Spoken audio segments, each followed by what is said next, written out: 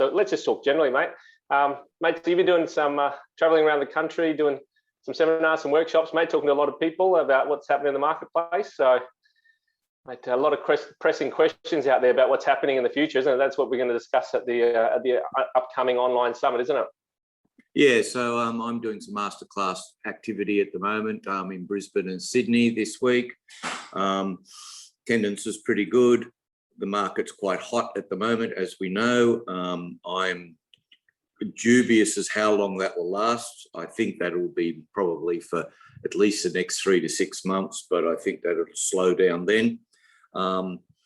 I do think that there's some things coming that most people don't talk about at the moment, rising interest rates being one of them, maybe not the Reserve Bank pushing up the cash rate, but the bank's rising rates. Now, right now, Westpac has dropped their fixed rates, but I don't know how long that can last. And there's other things that might slow the market. But in general, it's pretty strong. And I do think that that's a result of the settings being too loose, particularly monetary policy. It's quite loose. And so people are borrowing money. Not that I give financial advice, but if people are borrowing money, I think that they need to be conscious that the current interest rates over the term of that loan are unlikely to remain where they are, and they will rise. Good time to fix, but not necessarily a good time to stretch yourself beyond, rise in interest rates and life's mishaps, which happen. It's true. And look, I want to be a bit controversial here and play devil's advocate, because all the signs that I'm seeing, like things we've talked about in the past, immigration, home builders grant, yes, that's going to end. Low interest rates, working from home, mate. There's about half a dozen factors, and mate, I'm just seeing this boom going for 2 to 3 years, and maybe it'll bust in 4 to 5 years. But the thing is, right now, people don't care. So, how do you respond to that? Because that's the sentiment I'm getting in the street. People are just drunk on debt. That's my expression. I've been drunk on debt before, and I've been burnt. But these guys, they're newbies, first home owners, a lot of them, and they're going, you know what? We're just going to borrow 500 grand because we can. So I don't know. What's your take on that? I know it's a bit no. There's no market has boomed that long in 100+ years in Australia. It's usually at somewhere in this cycle where it used to be when the taxi driver's telling you about the 3 investment properties that they own. There's nothing wrong with taxi drivers owning 3 investment properties, by the way. But when they actually, when you get in the cab, you used to get in the cab, and the first thing they'd say is, "Are you into property?" Because I am. That was the first thing they'd say, is that was kind of the writing on the wall. So the debt has to be paid back. At the moment, there is a tightness in the supply versus the sales volumes. Although CoreLogic put out an interesting couple of charts the other day. I saw on LinkedIn. Where the supply lines are increasing at a faster rate than they have in the previous 2 years. So that's a stock on the market, which makes some sense. If people say, "Oh, now's the time to sell," because it just sells market. I'll put my house on the market. Eventually you'll get to the stage where the supply will exceed the demand, and that usually has more choice, because real estate's quite simple. It's about supply and demand, and a lot of things affect supply and a lot of things affect demand. One of the things that's going to catch up with us is that whilst home builder stops, and I think we've been overbuilding in detached product. Now the question mark with that is how many have been bought by investors versus owner occupiers. I suspect that 70+% are owner occupiers, and a lot of those are first home buyers.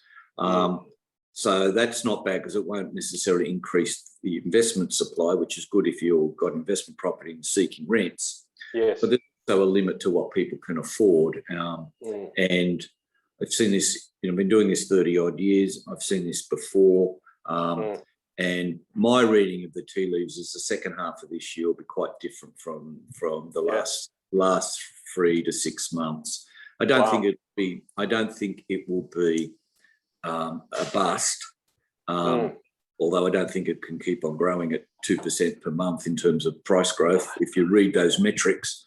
But it'll be slower and harder. And again, those people who are borrowing that $500,000 realise that you know, and this is coming from somebody who first paid 17% for a home loan, that the 3 or 4% or the 2% that you're paying now can easily become 4 when you come off your fixed rate, or can become 5 or 6. And, you know, things happen in life that right now you might not see. Child comes, there's problems maybe with the child, there's school fees, there's a loss of work or loss of hours. There's a range of things that and because the loan circumstances have eased quite a lot, at the moment it's quite easy to service that loan or get that loan. That's not necessarily going to be, servicing that loan won't be that easy in the future. So caution, caveat emptor. So what are some of the reasons that people definitely have to come and check out this online summit with you and I? What are some of the cool things you're going to be covering? We're going to talk about the property clock.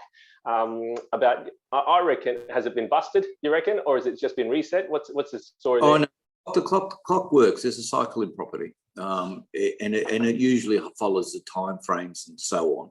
Sometimes areas miss an upswing, and their downturn stagnation periods are quite long. Clock still works. It needs to be reset on a regular basis. I really only reset it for new property rather than existing property, but it's got a pretty close comparison to that. So we'll talk about the clock. One of the things we'll talk about is some of the things that, because property is a long-term hold. You really, you know, you can renovate and do something quickly, and so on. But most people who make good money out of property hold the land component largely for a long time, and buy strategically and attract a yield out of that property by having multiple tenants or in an area that is in the right school catchment or those type of things. So there's some areas, say in Southeast Queensland, I think are undercooked, and we can talk about those. I'm not into hot spotting, but there's a few areas that are particularly middle ring Brisbane that I think are likely to see a shift in land value quite substantially in coming years.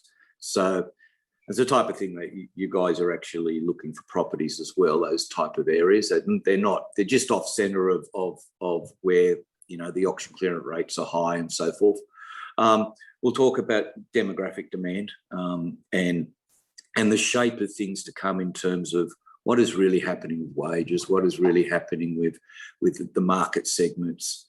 And they're important to understand, particularly if you're not just a passive investor. If you're using your services, then, you know, you're not just a person who buys an apartment or a townhouse or a house in suburbia and says, oh well, I bought a house because I had a tax problem and I get a 4% return, and I might buy another one someday maybe, but I've bought my investment property and hopefully that's going to be worth a lot more when in the future.